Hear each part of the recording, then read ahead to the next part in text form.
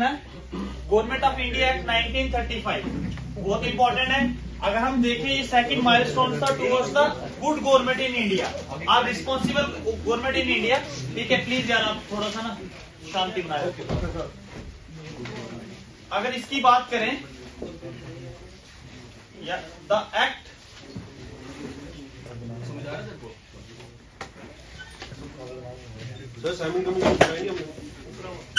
वो आपने उसमें पढ़ना है।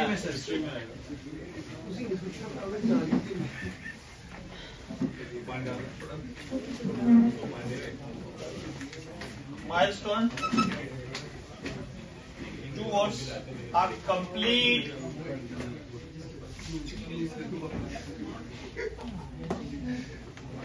रिस्पॉन्सिबल गवर्नमेंट, ठीक है, इन इंडिया। देखो, गवर्नमेंट ऑफ इंडिया एक्ट 1935 से बड़े ज्यादा क्वेश्चन पूछे जाते हैं, ये चीज याद रखना।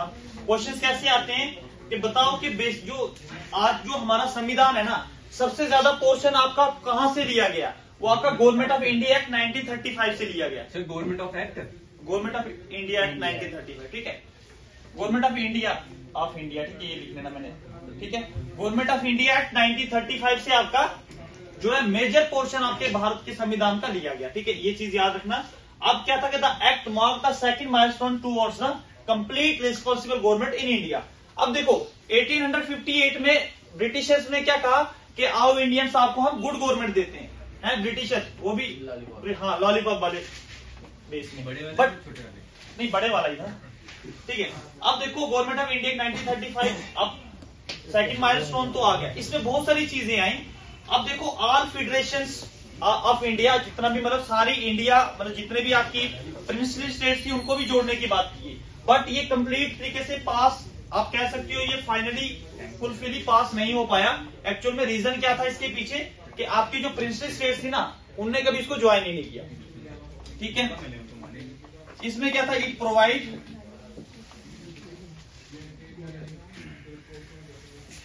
For the establishment of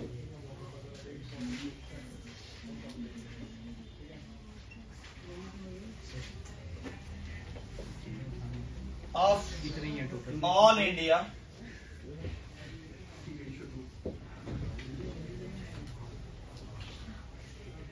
Federation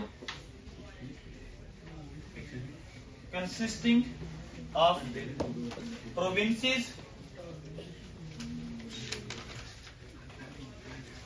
and princely states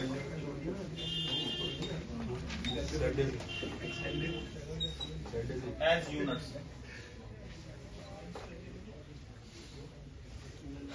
अब इसमें जो मेन चीज थी बता देना, लास्ट तक आपकी हदबंदी कहा था कि मैं वहां रोक दूंगा लिखना। सारी हदें पार हो गई, से पार कर दो हद से राजा। The act divided the power. अब इस एक्ट में क्या था, पावर्स को डिवाइड किया गया। अब समझना एक चीज, जो आपका गवर्नमेंट ऑफ इंडिया 1990 में आया था और आपका एक 1935 में आया, उसके और इसमें डिफरेंस क्या था? The act divided the power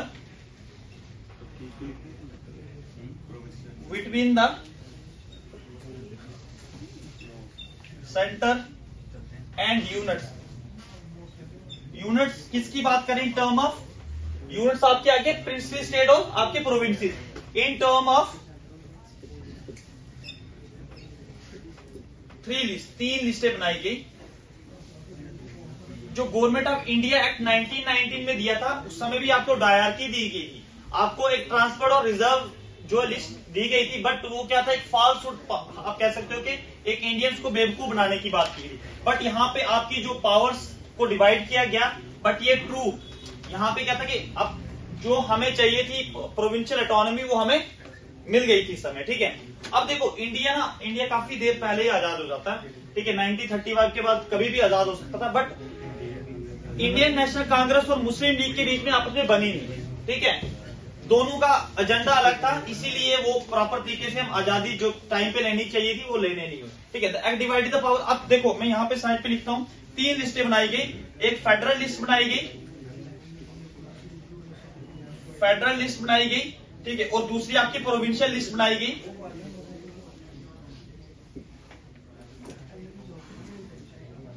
ठीक है, और तीसरी आपकी कॉन्करेंट लिस्ट बनाएगी।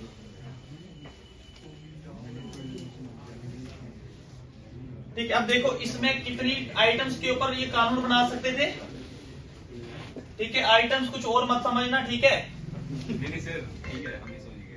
ठीक है, और देखो यहाँ पर आपकी प्रोविंशियल लिस्ट जो थी कितनी आइटम्स पे कानून बना सकती थी, 54 पे, और कॉन्वेंट दोनों मिलके ये 36 आइटम्स के ऊपर। ठीक है, आइटम्स इन द सेंस कोई मतलब ऐसे लॉज वगैरह, जैसे आप पुलिस को लेके होगे या फाइनेंस को लेके कोई भी एस्टेब्लिशमेंट। ठीक है, ये आपको इतना ज्यादा याद नहीं रखना कि फेडरल ने कितने पे बनाए, मतलब कितने पे बना सकती थी, कितने पे, बट इतना थोड़ा आपको आइडिया होना चाहिए। अगर इसमें क्या डिफरेंस है? फेडरल आगे सेंटर का, प्रोविंस आगे प्रोविंशियल प्रोविंस के पास, कॉन्वेंट जहाँ पे दोनों मिलके बना सकते हैं। ठीक है, अभी आपने ये भी वैसे पढ़ना भी आगे कानून। ठीक है, ये चीज याद रखना। इसमें आपको ये नहीं याद रखना कि कितनी कितनी, अगर आप कभी इन फ्यूचर आपके यूपीएससी में जाने का मन करता है तो उस समय आपको ये चीज अगर लिखनी पड़ेगी तो ये चीजें उसके लिए। ठीक है, ऐसे आपको पता होना चाहिए कि डिवीजन ऑफ पावर इस तरीके से होती है। अब रेजिड्यूअल पावर जो थी, बची हुई पावर किसके पास थी, अब कौन बनाएगा रेजिड्यूअल पावर्स के ऊपर, और गिवन टू गुड कैरेट फोकस, और गिवन टू समझिए sir. Thank you viceroy of India. ठीक है, बाकी जो बचे हुए जो पावर्स थी वो किसको दी गई, आपकी वाइसरॉय को दी गई। ठीक है, इसमें कौन कौन से के पास? वाइसरॉय के बाद जैसे लॉ एंड ऑर्डर हो गए आपके। ठीक है, इमरजेंसी एडमिनिस्ट्रेशन सर्विसेज सारी उसी के पास। ठीक है, अब एक चीज याद रखना, यहाँ पर डायरकी जो इनने कहा था कि एक रिजर्व और आपको ट्रांसफर, डायरकी दिया था ना 1990 में, ये एक फॉल्स पावर ऑफ डिवीजन था। Dyarchy false power of division मतलब बोला था कि आपको हम आपके प्रोविंस में भी आपको जो है वो आपको पावर दे दी है, जैसे ट्रांसफर और रिजर्व लिस्ट दी थी। ठीक है, ट्रांसफर का भी पावर किसके पास रखी थी, हाँ अपने पास ही रखी थी। अब डायरकी को यहाँ पे अबॉलिश किया था। ठीक है, पूछा जा सकता है कि डायरकी को अबॉलिश कौन से एक्ट के तहत किया गया था। 1935 में ना आपके इसको भी आपके अबॉलिश किया गया था, किसको, डायरकी को। ठीक है, एक चीज और, आपका रिजर्व बैंक ऑफ इंडिया भी 1935 में ही आया था, आरबीआई, जो आज पूरे बैंकिंग के ऊपर कंट्रोल करता है। ठीक है ना, आरबीआई भी आपका कब आया था, ये लिख लेना साइड पे, आरबीआई कब आया था आपका, 1935 में आया था। ठीक है, कौन सी गवर्नमेंट कर रही है? हाँ नहीं ब्रिटिश, देखिए इंडिया ब्रिटिश गवर्नमेंट थी। अच्छा, एक चीज और याद रखना कि मैंने आपको क्या बताया था, एक चीज आप मुझे बताओ कि आपकी पावर को सेंट्रलाइजेशन करने का प्रोसेस कब स्टार्ट हुआ था, 76 3 साल पीछे, 1773 में। याद रखना कि आपकी पावर को सेंट्रलाइजेशन करने का प्रोसेस स्टार्ट हुआ था, कंप्लीट कब हुआ था, 1833। गुड, देखो इसको एज अ स्टोरी के तौर पर आपने याद रखना, 1833 में आपकी पावर कंप्लीट तरीके से सेंट्रलाइज हो गई थी। अब फिर से आपके वाइसरॉय लॉर्ड कैनिंग ने फिर से पावर को डिसेंट्रलाइजेशन करना शुरू किया था। तो वो कब शुरू हुई थी, 1861 से लेके कंप्लीट कब हुई थी, बहुत सारी जगहों पर 1935 है और कहीं पे आपका 1937 है। ठीक है, तो बहुत सारी जगहों पर आपको कंफ्यूज नहीं होना, अगर कहीं देखो आ जाता है क्वेश्चंस में, अगर इस तरीके से आता तो 1935 को ही मार्क करना। ठीक है, अगर 37 दोनों में कोई ऑप्शन है तो 1937 को कर देना। ठीक है, कि आपकी कंप्लीट डिसेंट्रलाइजेशन। अब सेंट्रलाइजेशन और डिसेंट्रलाइजेशन कैसा है, बहुत सारे लोगों को अभी भी पता नहीं चला होगा। अब देखो सेंट्रलाइज, ये सेंटर आ गया, पूरी पावर को अपने पास खींच देना। ठीक है, डिसेंट्रलाइजेशन क्या होगा, सेंटर से पावर को आगे पीछे बांटना। जैसे आजकल आपकी डिसेंट्रलाइजेशन है, आपके गांव तक पंच है, सरपंच है। ठीक है, पावर्स को डिवाइड किया गया ना, वार्ड 10-15 घरों के ऊपर भी एक वार्ड पंच है ना, उसके ऊपर एक सरपंच है। तो पावर कहीं ना कहीं ग्राउंड लेवल तक पहुंचा ही है। ठीक है, ये शुरू कब हुआ था प्रोसेस आपका पावर को सेंट्रलाइजेशन करने का, 1861 में during the viceroy Lord Canning के टाइम पे हुआ था। ठीक है जी, सर ये आरबीआई का कितना लिखा हुआ है, 1935 की 33? नहीं 5 आप लिखने में मुझे लगता है 33 लिखा होगा। ठीक है जी, करूँ इसको साहब में? Yes, sir. नियर अबाउट आपका हिस्टोरिकल बैकग्राउंड, अंतिम सांस ले रहा आपकी क्लास। कौन ले रहा है अंतिम का? Historical background of Indian constitution. अब देखो most and most important points, the idea of constitution, direct question पूछा जाता है। The idea of constitution given by M N Roy 1934 में। आपका फर्स्ट टाइम अगर कॉन्स्टिट्यूशन का आइडिया दिया था तो आपके एम एन रॉय ने दिया था, ठीक है। बट कांग्रेस ने ना first time, the Congress first time officially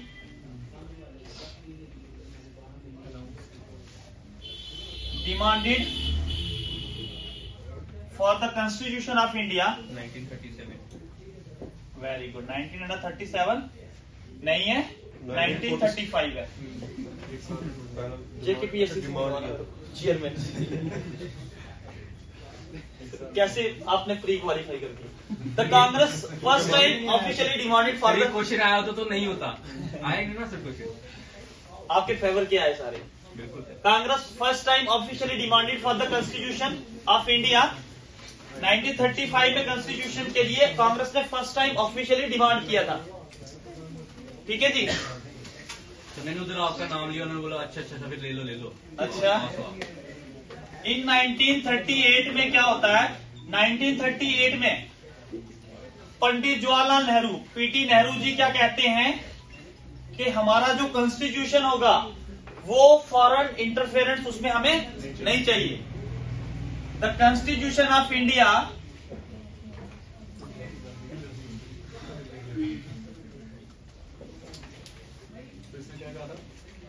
should be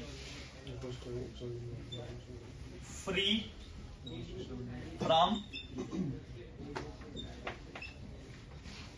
foreign interference. नहीं, हमने रन सेट किया था ना कानून को। अब देखो पंडित जवाहरलाल नेहरू ने क्या कहा था कि हमारा जो संविधान होगा वो फ्री होना चाहिए, फॉरेन इंटरफेरेंस उसमें नहीं होना चाहिए। अभिषेक जी देख ले, काम आएंगे ये पॉइंट्स। कहाँ लगे ये गाने भाई? अच्छा, अब 1938 में इसी को पूरा करने के लिए देखो हमें सबसे ज्यादा बेनिफिट क्या हुआ था? ग्रेट मैन अराइव्ड कौन? जर्मन में हिटलर के टाइम में ना ब्रिटिशर्स को बहुत बड़ा झटका मिला, ठीक है। अगर दुनिया के लिए तो वो जालिम है, बट कहीं ना कहीं उसके जालिमपन से हम लोगों को निजात मिली। क्या हुआ कि आपके उसने ना 1940 में ना उसने सीधा ब्रिटिशर के ऊपर अटैक कर दिया था। पहली वर्ल्ड वॉर में तो इंडियंस को बोला ब्रिटिशर ने कि आप हमारे साथ आओ, हम आपको बहुत ज्यादा फायदे देंगे। इंडियंस आपको पता है वैसे भी 60% गधे की चाल चलते हैं, तो चले गए वो, ठीक है। मार खा के बड़े लोग मारे गए थे। अब सेकेंड वर्ल्ड वॉर में जब ब्रिटिशर ने कहा इंडिया को अगस्त ऑफर के तौर पर, अगस्त ऑफर दिया।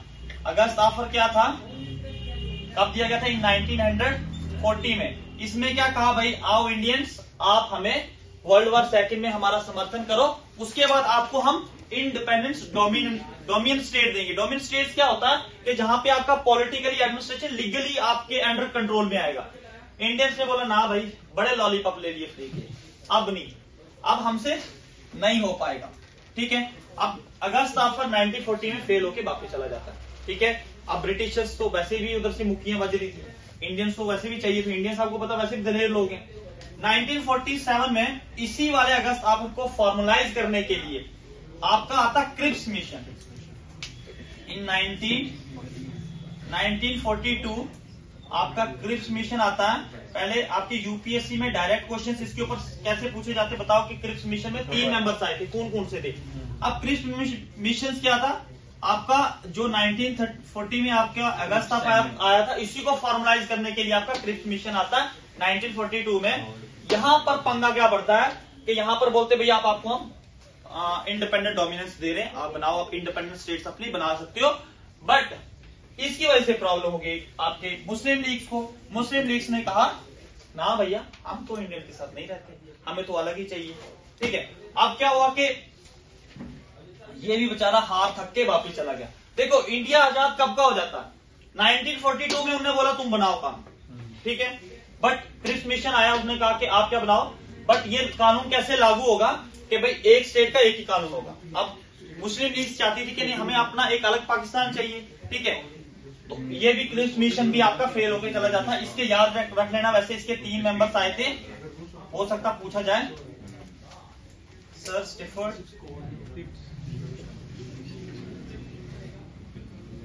सर स्टिफर्ड और एजी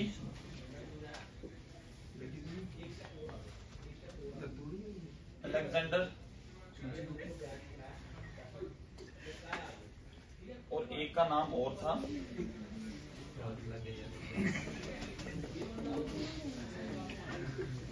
मुझे बाद में याद करवाना।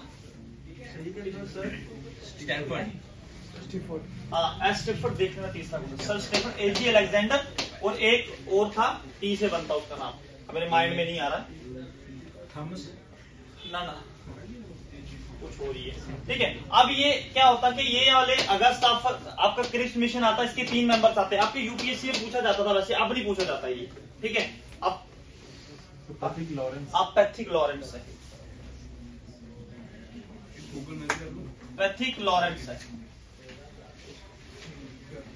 ठीक है। ये 3 थे। देखो हो सकता आपको ये क्वेश्चन पूछा जाए, ठीक है, यूपीएससी के बड़े फेवरेट क्वेश्चन रहे हैं कुछ टाइम तक, ये 2010, 11, 12 ऐसे में बड़े बड़े रिपीट किए क्वेश्चंस।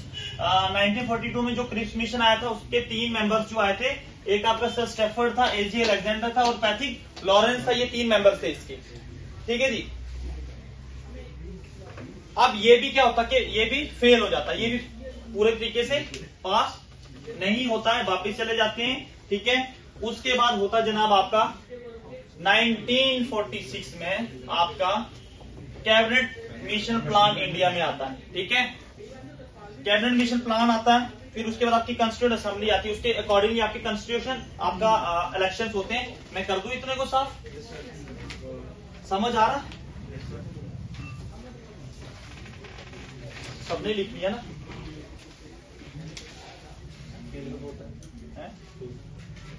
इसमें फेल होना था जब आया हुआ ही नहीं पास।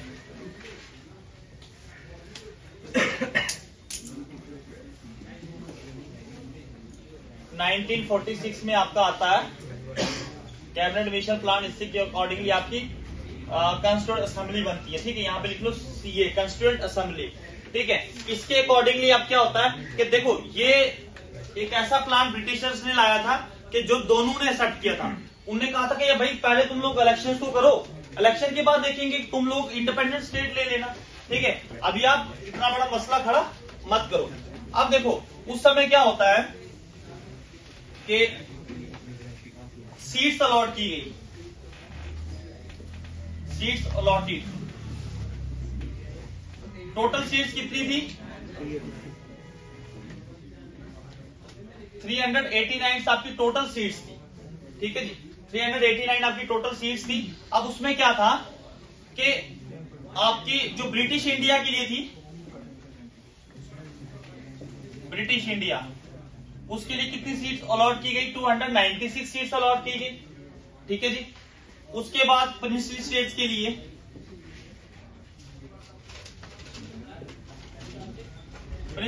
के लिए 93 सीट्स अलॉट की गई, ठीक है।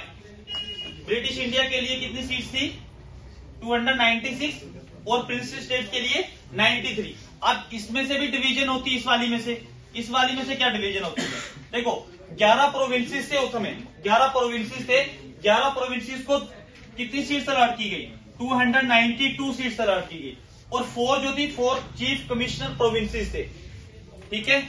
मैं यहां पे लिख लेता हूं फॉर 11 प्रोविंसेस और 4 seats for chief commissioner provinces के लिए, ठीक है। 1 फ्रॉम ईच, 4 थे ये, वैसे 4 चीफ कमिश्नर प्रोविंसेस थे। एक एक सीट्स को क्या किया गया, अलर्ट किया गया, ठीक है। समझना, जहां समझ नहीं आएगा पूछ लेना एक एक चीज करके, ठीक है।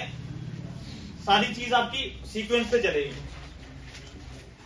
अब क्या होता है, ये सीट्स अलर्ट करने के बाद यहाँ पे मुस्लिम लीग भी राजी है अब इलेक्शंस करवाने के लिए। अब आपके होते हैं इलेक्शंस, हो जाते हैं इलेक्शंस। कब होते हैं आपके 1946 में आपके इलेक्शंस हो जाते हैं, ठीक है। इलेक्शन होने के बाद आपकी इंडियन नेशनल कांग्रेस सीट्स जीती है कितनी, 208। 208 सीट्स किसने जीती, इंडियन नेशनल कांग्रेस ने। मुस्लिम लीग ने कितनी जीती,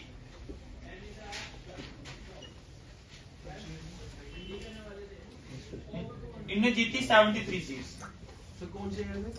1946 में, हाँ, ठीक है। और आदर्श ने कितनी जीती, बाकी कितनी बची? है ना, आदर्श ने 15 सीट जीती, ठीक है। अब यहां पर ना आपके प्रिंसली स्टेट्स ने हदबंदी, 96। ठीक है। अभी तक प्रिंसली स्टेट्स ने आपका बाइकआउट किया इलेक्शन, हाँ नहीं, इन्हें हमने लड़ाएंगे इलेक्शन, ठीक है। उनका कोई अपना ही, आप रजवाड़ा थे ये ना, आपको इनको इंटरडिपेंडेंसी थी, बट इनको जब भी इंटरनेशनल वगैरह बाहर जाने के लिए पैरामोन्टेंसी एक वो फॉलो करना पड़ता था, जो एग्रीमेंट था, एग्रीमेंट ऑफ स्विट्जरलैंड, ठीक है। वो आप इसमें पढ़ोगे भी, वैसे इसमें हिस्ट्री में भी पढ़ोगे। हाँ, तो इंडियन नेशनल कांग्रेस ने 208 सीटें जीती, मुस्लिम लीग ने 73, अदर्स ने 15 और प्रिंसली स्टेट्स ने इसको बाइकआउट कर दिया था। उस समय इलेक्शन इन्होंने नहीं लड़े थे। अब पंगा क्या पड़ा, जब मुस्लिम लीग ने इतनी सीट्स जीतने के बाद इनको लगा कि अब हमारा जो सपना था वो पूरा नहीं होगा, क्योंकि हमारे पास इतनी सीट्स नहीं है। तो उनने क्या किया, उनने पूरे तरीके से कॉन्स्टिट्यूशन असेंबली को ही बाइकआउट कर दिया। कर दे साहब इसको। सर इसमें प्रिंसली स्टेट्स कितनी थी? प्रिंसली स्टेट्स बड़ी ज्यादा थी, 562 के आसपास इनके छोटे छोटे टुकड़ों में थी। वैसे अपना डॉक्यूमेंट्री जो फर्स्ट स्टेट बनी थी हैदराबाद, हाँ, सेकंड में जम्मू कश्मीर। सर वो क्या लिखा आपने, प्रिंसली स्टेट्स 93? हाँ, ये सीट्स अलर्ट की गई थी, सीट्स अलर्ट की, टोटल सीट्स थी 389, ठीक है। ब्रिटिश इंडिया के लिए 290। जैसे सीट्स नहीं होती हम जम्मू कश्मीर के लिए, अभी पहले जब आपकी यूटी नहीं थी तो उस समय कितनी थी हमारी लोकसभा की सीट्स, यहाँ पे 6 थी ना, ठीक है, 6 थी। आप क्या क्या 5 जम्मू के लिए तो 1 लद्दाख के लिए, तो सीट्स अलॉट की जाती है अकॉर्डिंग टू द पॉपुलेशन के हिसाब से। कितनी सर? 5 है। हाँ, 5 के लिए 5 लद्दाख के लिए लद्दाख के लिए। और सर ये 4 चीफ कमिश्नर प्रोविंस कौन कौन सी थी? ये मेन बड़े बड़े हब, जैसे आज मेट्रोपॉलिटन सिटीज वगैरह बड़ी बड़ी। अच्छा हाँ, ठीक है। कर दे साहब, समझ आ रहा है इतना हाँ सर। अच्छे से। अब सबसे इंपॉर्टेंट चीज आती है, अब इलेक्शंस के बाद क्या होता है कि हमारे कॉन्स्टिट्यूशन को बनाने का प्रोसेस स्टार्ट होता है। अब पहली जो हमारी मीटिंग होती है, ठीक है, कॉन्स्टिट्यूशन असेंबली की, इंपॉर्टेंट है लेकिन, first meeting of constituent assembly,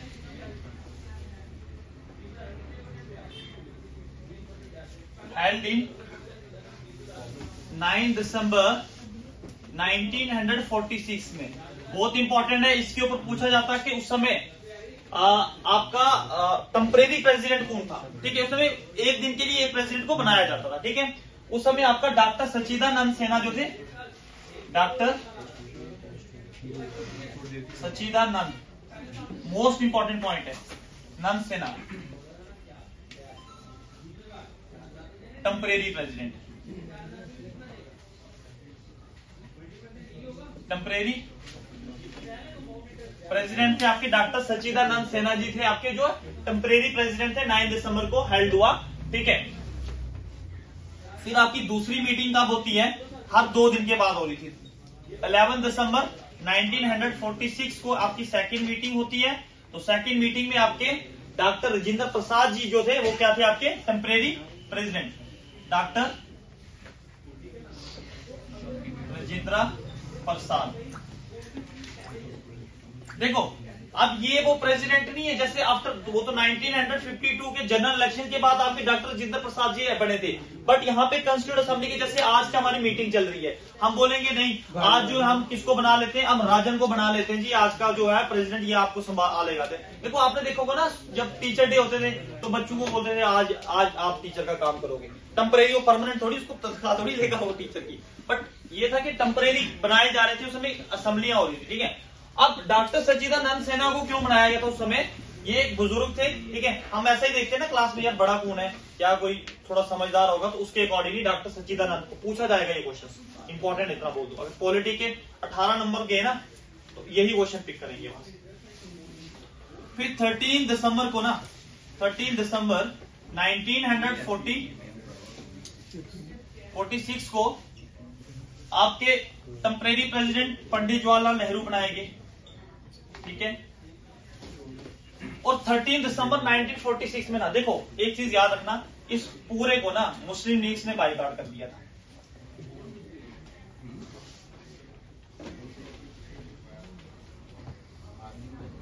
boycott है ना, ये नहीं चाहते थे ना हम, ये तो अपना ही चाहते थे, जैसे पाकिस्तान हमने बना के रहे ना ये लास्ट टाइम में, इनको ये कहते हैं हम रहना नहीं, हमने अलग चाहिए, हमें अपना मुस्लिम देश चाहिए।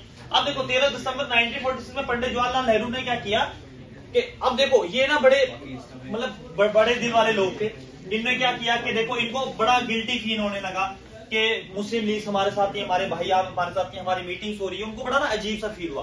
तो 13 दिसंबर 1946 को ना एक ऑब्जेक्टिव रेजोल्यूशन लिया, ठीक है। वो मतलब उसको बाद में फिर 22 जनवरी को 1947 में फॉलो अप हुआ। अब ये नहीं किया कि मुस्लिम लीग नहीं है, इनने एक लेटर भेजा इसको अपने मोहम्मद अली जिन्ना को कि भाई साहब आप आ जाओ, ठीक है। तो आपने वादा किया था कि हम जो है वो मीटिंग ज्वाइन करेंगे, आप नहीं आ रहे हो उस समय ना। और अचानक से ही आपके क्लेमेंट एटली उस समय ब्रिटिशर के प्राइम मिनिस्टर बन जाते हैं, अचानक से रेडियो पे आके ऐलान कर दिया कि हम 30 जून 1948 तक इंडिया को आजाद कर देंगे। अब इंडिया में खलबली मच गई। अब देखो इतने टाइम से हम आजादी लेना चाह रहे थे, अब जब अचानक से अंग्रेजों ने बोला हम आजाद कर देंगे, हमें टेंशन पड़ गई। देखो उस समय राइट्स हो रहे थे, हिंदू मुस्लिम के मतलब आपस में लड़ाई होने के बहुत ज्यादा चांसेस बन रहे थे, तो एक बहुत बड़ी प्रॉब्लम खड़ी होगी। अब तो इंडिया को फील हो रहा था कि ये जा रहे हैं, अब वो चाहते कि ना जाए कुछ टाइम तक, जब तक यहाँ पे मसला सेटल ना हो जाए तब तक ये ना जाए। क्योंकि देखो ना, अब कभी कभी कोई चीज अगर बहुत ज्यादा हमें परेशान कर रही होती है, लेकिन वो अचानक से जाने के लिए होती है, तो हमारे पास वो सिस्टम ही होता मेंटेन करने का पीछे, है ना। तो अब उस समय वो बड़ा हड़बड़ाहट में आ गए, ठीक है। तो जिन्ना जी ने मना कर दिया, ठीक है। जिन्ना ने कहा कि मेरे को, फिर उसके बाद वो मसला भी नहीं हुआ। 3 जून 3 जून 1947 में आपका माउंटबेटन प्लान आता है।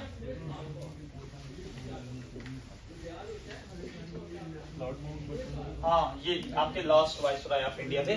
माउंटबेटन प्लान आता 3 जून 1947 को। इसने कहा कि हाँ, अब जो ये संविधान बनाया गया है, ठीक है, जो ये कॉन्स्टिट्यूशन आपने बनाया है, ये उन एरियाज में लागू नहीं होगा जो अनविलिंग है, जो नहीं चाहते हैं इस कानून को अप्लीकेबल, वहां पर लागू नहीं होगा। डायरेक्टली उसने पार्टीशन ऑफ इंडिया, हाँ, पार्टीशन कर ली 2 स्टेट्स की, इंडिया एंड पाकिस्तान की। गॉट इट, ठीक है। क्या कहा उसने कि जो ये कॉन्स्टिट्यूशन बना है ये उन एरियाज में एप्लीकेबल नहीं होगा जो लोग या जो एरियाज इसके लिए विलिंग्स नहीं है, जो नहीं चाहते इसको, वहां पर नहीं होगा। तो इस वाले प्लान को जो है वो मुस्लिम लीग ने भी खुशी खुशी से एक्सेप्ट किया और कांग्रेस ने भी इसको एक्सेप्ट किया। इतना उतार दिया आप लोगों ने। समझ आ रही है स्टोरी पूरी? इन सब में एक रोज सुभाष चंद्र बोस का है ना, तो उसका नाम क्यों था?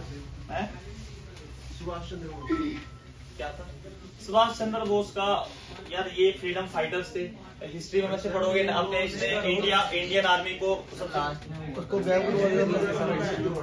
उसको गैप हाँ, हिस्ट्री में पढ़ना। वैसे आपका क्वेश्चन क्या है?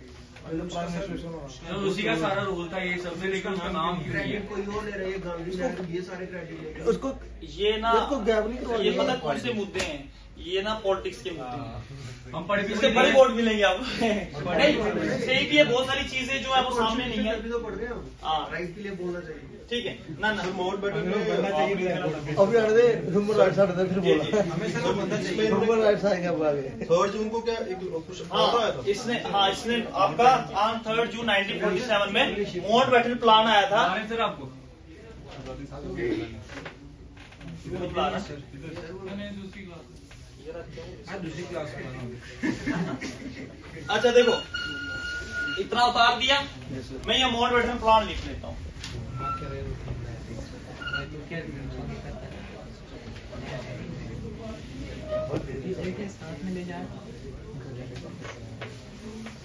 देखो ऑन 3 जून क्या बोल रही ऊपर वाला भी साफ कर दे।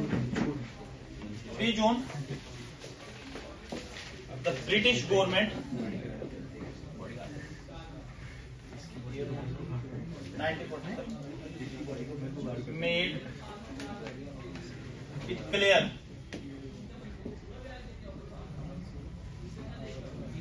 that any constitution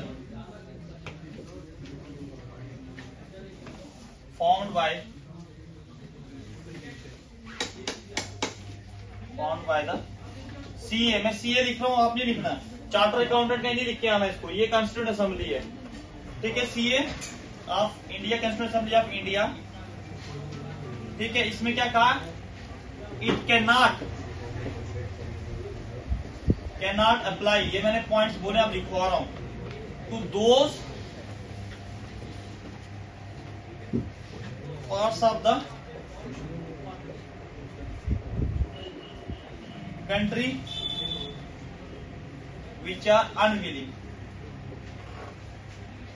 अनविलिंग मतलब जो इसको नहीं चाहते, अनविलिंग टू एक्सेप्ट इट, ठीक है। जो नहीं चाहते हैं वहां पर ये अप्लाई नहीं होगा। तो लॉर्ड माउंटबेटन, याद रखना लास्ट वाइसराय ऑफ इंडिया था ये, लास्ट वाइसराय ऑफ इंडिया नाम क्या क्या सबके आगे लॉर्ड लगते हैं? Lord Mountbatten. लॉर्ड के लगते हैं क्या सबके आप? जरा ये अपने आप खुद ही बड़े बड़े मतलब इंग्लैंड वाले लॉर्ड लगाते हैं। हमारे यहाँ श्री लगता है। द वाइसराय ऑफ, इसको हम कहते हैं टाइटल। अभी आप पढ़ोगे आगे के टाइटल फिनिश होगा। कैसे इंडियन संविधान में आप टाइटल यूज नहीं कर सकते हो, आप अपने आप को ना किंग खान नहीं लिख सकते हो, आप अपने आप को ना बड़ा जैसे आप बोलोगे नवाब भी नहीं लिख सकते हो, कोई भी आप टाइटल नहीं यूज कर सकते हो इंडिया में, अबॉलिश हो गया ना। अबॉलिश हो गया। हाँ आप लोग जैसे फेसबुक पे लिखा होता है I am king Rajput, I am फलाना ढिंगा फिस्ताना, अब क्या होता है कि अब ये आप बोलोगे सर वहां पर लिखा हुआ, आपका कोई आपकी फेसबुक आईडी आपकी कोई लीगल डॉक्यूमेंट्स तो नहीं है ना, आपके कहीं आधार कार्ड या इलेक्शन कार्ड पे लिखा हुआ किंग राजपूत है, नहीं लिखा होता ना, या किसी को भी किसी के साथ नहीं लिखा होता। अबॉलिश आर्टिकल 18 के अंदर कर ही नहीं सकते हो। Lord Mountbatten viceroy of India put forth the partition plan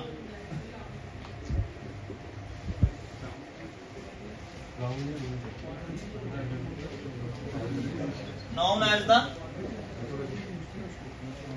Mountbatten plan, ठीक है, जिसको माउंटबेटन प्लान कहते हैं जनाब।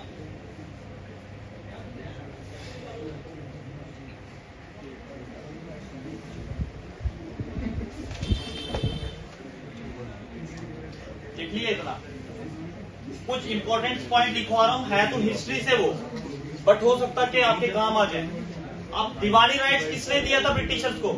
कोई नहीं दिया था। 1765 में था। कर दे साहब इसको।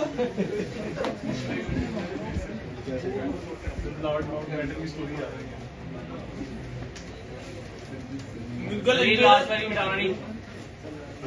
देखो मुगल इंपीरियर था आपका शाह आलम, याद रखना शाह आलम ने दीवानी राइट्स दिया था। ये आपकी हिस्ट्री के लिए भाई। और एक और हिस्ट्री है कि आपका नहीं हिस्ट्री नहीं है वैसे, बजट कब स्टार्ट हुआ था इंडिया, ब्रिटिश ने बजट प्लान कब इंट्रोड्यूस किया था? 1860 में। याद रखना ये कुछ इंपॉर्टेंट पॉइंट्स हैं, एग्जाम्स यहाँ से बन जाए तो फायदा क्या हिस्टोरिकल बैकग्राउंड से पढ़ने का, है ना, सारा व्यर्थ जाएगा। करते साहब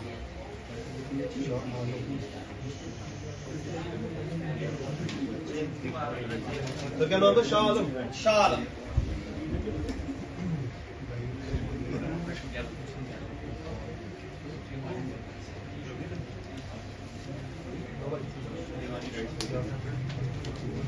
और आपका ऑब्जेक्टिव रेजोल्यूशन मैंने जहाँ पे आपने 13 दिसंबर 1946 लिखा है ना, संसद के मंत्रियों सुन लो मेरी, जहाँ पे आपने 13 दिसंबर 1946 लिखा ना, उसके आगे लिख लेना कि ऑब्जेक्टिव रेजोल्यूशन किसने लिया था? आपके पंडित जवाहरलाल नेहरू ने। अब ऑब्जेक्टिव रेजोल्यूशन क्या था?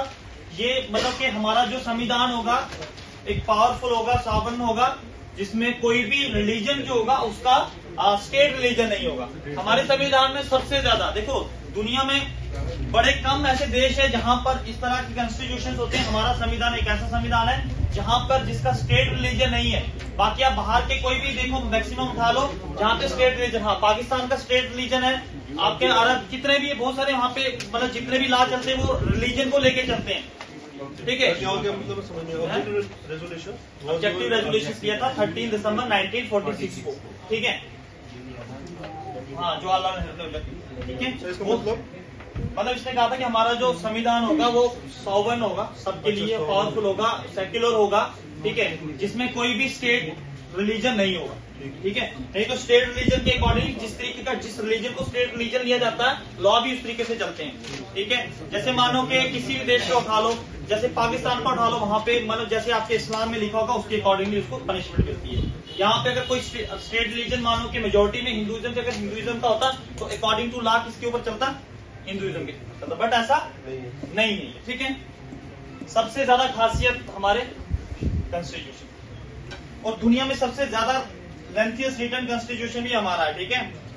अब कुछ चीजें आपकी फ्लेक्सिबिलिटी, हाँ ये सारी चीजें पढ़ेंगे, ठीक है। कुछ इंपॉर्टेंट पॉइंट्स लिख लो।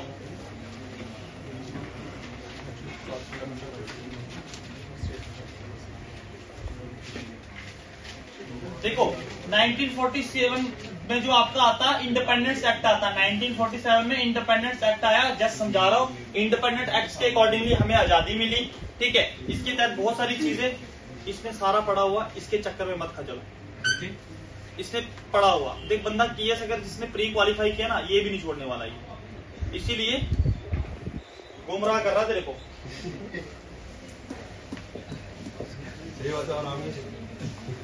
इट अडॉप्टेड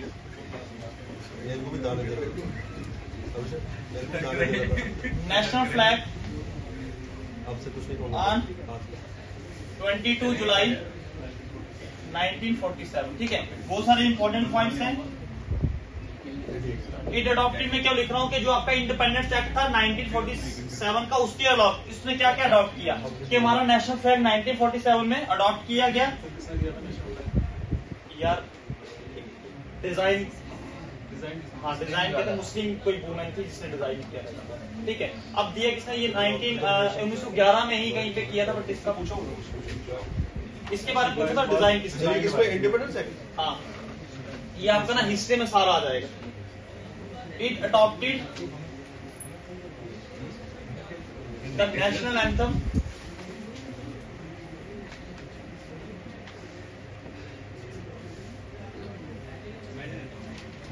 जनवरी 24, 1950 में, ठीक है। नेशनल एंथम किसने गाया था? नेशनल सॉन्ग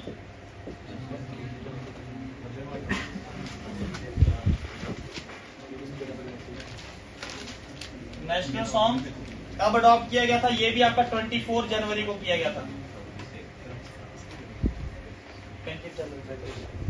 1950 में। और इसी के तहत इट इलेक्टेड, सर ये सारा इंडिपेंडेंस एक्ट, हाँ हाँ इंडिपेंडेंस एक्ट के बाद दिया। It elected doctor Rajendra Prasad, नहीं ये जनवरी 24, as the first president of India?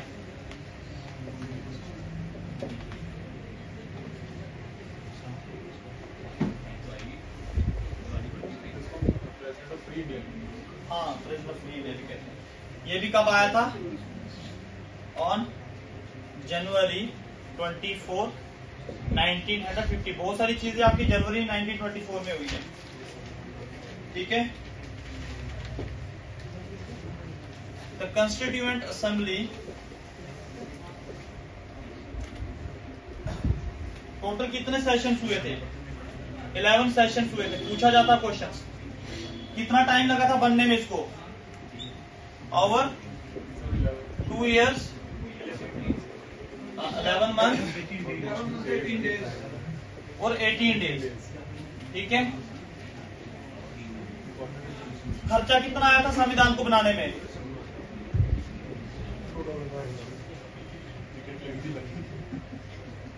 बाहर घूमे वगैरह 64 लाख। 64 लाख उस समय 64 लाख बहुत बड़ी रकम होती थी भाई। हमारा जम्मू कश्मीर महाराजा गुलाब सिंह ने 75 लाख में खरीदा था। आज मुझे बताओ ना, 75 लाख में बिल्डिंग किसी को मांगो तो मारते मारते जीवन में दौड़ाएंगे, ठीक है। अगस्त ऑफर में किया था ट्रीटी का ऑफर। हाँ, वो 1840 है, वो ट्रीटी ऑफ अमृतसर। देखो 75 लाख में किया था इसका हाँ। करप्शन की तो ना है ना। On January 1950, Constituent Assembly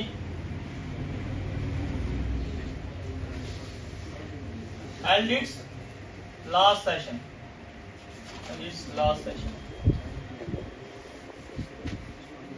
last session कब हुआ था आपका? 24 जनवरी 1950 को। बहुत सारी चीजें 24 जनवरी को ही हुई हैं, ठीक है जी। तो अब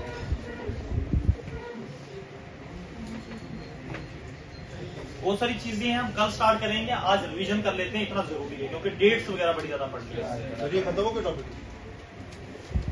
बचाओ अभी। ना हिस्टोरिकल बैकग्राउंड तो खत्म हो गया ना। अब तो ये पूरा कानून कैसे बन रहा है सारी। अब ये बहुत सारी चीजें पढ़ोगे, फंडामेंटल राइट्स, फंडामेंटल ड्यूटीज क्या है हमारी, ठीक है। अब देखो ना, पता है क्या चक्कर होता है, हमें भारत संविधान ने ना बहुत सारी आजादियां देके रखी हुई है। आप आराम से खा पी सकते हो, जा सकते हो। अगर आपको हेलमेट पे प्रतिबंध लगाया जाता तो आपकी सेफ्टी को लेके लगाया जाता है, ठीक है। और उसके बाद अगर रात को आप ड्रिंक एंड ड्राइव करते हो तो वो आपकी सेफ्टी के लिए होता है। कहीं ड्रिंक एंड ड्राइव के चक्कर में आप पूरी फैमिली खत्म ना कर दो, है ना। फिर भी हमें आज आके गुस्सा आता पुलिस डिपार्टमेंट के ऊपर, बट वो सारी चीजें हमारे बेनिफिट के लिए बनी होती है। वो बात अलग कि रेयर एक्सेप्शन केसेस पे कुछ अपनी भी रंजिशें निकलती हैं, तो रेयर केसेस आते हैं, ज्यादातर लोग नहीं है। जो भी पढ़ के आप जैसे ऑफिसर जाते हैं वो किसी गलत तो नहीं करेंगे, है ना। फंडामेंटल राइट्स जैसे नहीं कहते लोग यार मेरा फंडामेंटल, मेरे को राइट टू स्पीच है। राइट टू स्पीच की सर्टेन ग्राउंड, उसकी लिमिटेशंस है। मैं देख रहा था पिछली बार ना, वो दंगा वो श्रीनगर में वो चढ़ाए हुए थे कि जिए पाकिस्तान, तो नीचे में देख रहा था कि राइट ऑफ फ्रीडम हमसे छीना जा रहा। भाई किसकी राइट ऑफ फ्रीडम की बात कर रहे हो? जब पॉलिटी आप पढ़ोगे ना पूरी, उसके बीच में सम रिस्ट्रिक्शंस हैं, ठीक है। You can not speak against any religion, against nation. कभी आप बोल नहीं सकती हो। मैं कौन होता हूँ किसी के रिलीजन के खिलाफ बोलने के लिए? आपको पता जितनी इंडिपेंडेंसी रिलीजन को दी हुई है, आप देखना कहीं भी आप बोलोगे ना मैं सर ज़ियारत में जा रहा हूँ या मैं मंदिर जा रहा हूँ, मस्जिद जा रहा हूँ, पुलिस भी ऐसे पीछे हट जाती है, ठीक है। क्यों? रिलीजन को लेके कोई छेड़खानी नहीं कर सकता, उसकी वजह से रिवाल्ट दंगे फसाद हो जाते हैं इन चीजों को लेके, ठीक है। अब उठ के बोलोगे देश के खिलाफ या उठ के किसी मजहब में बोलना शुरू कर दूंगा किसी दूसरे रिलीजन के खिलाफ, मैं बोलूंगा मेरा फंडामेंटल राइट्स है, वो फंडामेंटल राइट्स नहीं है। उसके केस में सीधा वो लगती है पीएस से लगता। बंद कर दो या थोड़ा आप रिवीजन करते हैं।